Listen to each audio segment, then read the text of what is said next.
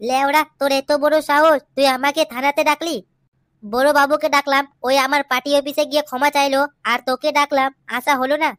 মুখ সামলে কথা বলুন এমএলএ সাহেব, এটা আপনার পার্টি অফিস নয়, এটা আমার থানা।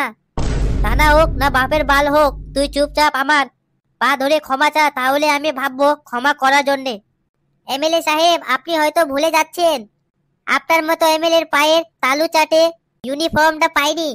ইউনিফর্মটা দিয়েছে সরকার, আমাকে দিয়েছে সাধারণ জনগণকে রক্ষা করার জন্যই, বুঝলেন?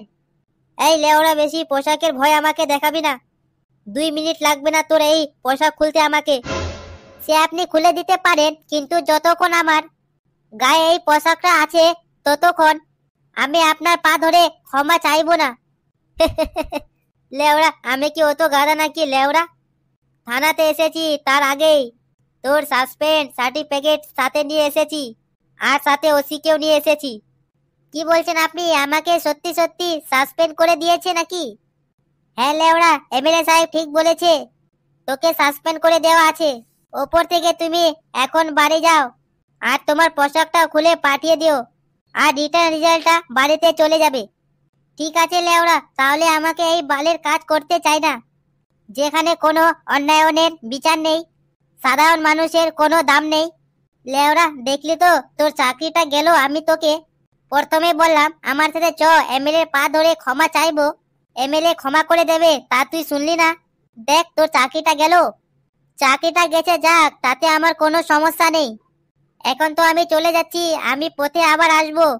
এখানে কিন্তু আমি ছোট্ট অফিসার হয়ে আসবো না, তখন বিশাল বড় অফিসার হয়ে আসবো, আর তোকে দেখে নেব, আরে এমএলএ কেও দেখে নেব, বুঝলে? এই গুদমানি ভাই, তাড়াতাড়ি এখান থেকে কেটে পড়, না তো সেটা ভেঙে দেবো আমি।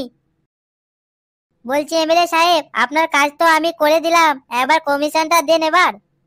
হ্যাঁ ওরা কমিশন পেয়ে যাবে, আমি এখন ক্যাশ নিয়ে আসিনি, পার্টি অফিসে গিয়ে কালো গুন্ডাকে পাঠিয়ে নেব কমিশনটা।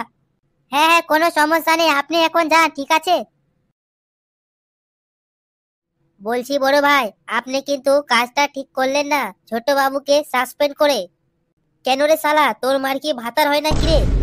শালা সাসপেন্ড করবো না? আরে ঘোড়ার বাল, আমি সেটা বলছি না। ও একজন পুলিশ অফিসার, ঠিক আছে? ওর ডেগে ডেগে দিমাগ আছে ঘোড়ার বাল। আরে ওর ডেগে ডেগে দিমাগ থাক না বান্টুদের দিমাগ থাক, তাতে আমার বাল ছিড়বে না। এ বড় ভাই, তুমি কিন্তু ব্যাপারটা হালকাই নিচ্ছ। ও একজন পুলিশ অফিসার, ওকে সাসপেন্ড করলে ঠিক আছে, ও তো সহজে আপনাকে ছাড়বে না। ও সেটা তো আমি ভাবিনি। একদম বাড়া যা, তুই খোঁজ নিয়ে দেখ ওই বালটা কি করছে সাসপেন্ডের পর। হ্যাঁ, আমি তাহলে গেলাম, দেখি ওই বালটা কি করছে।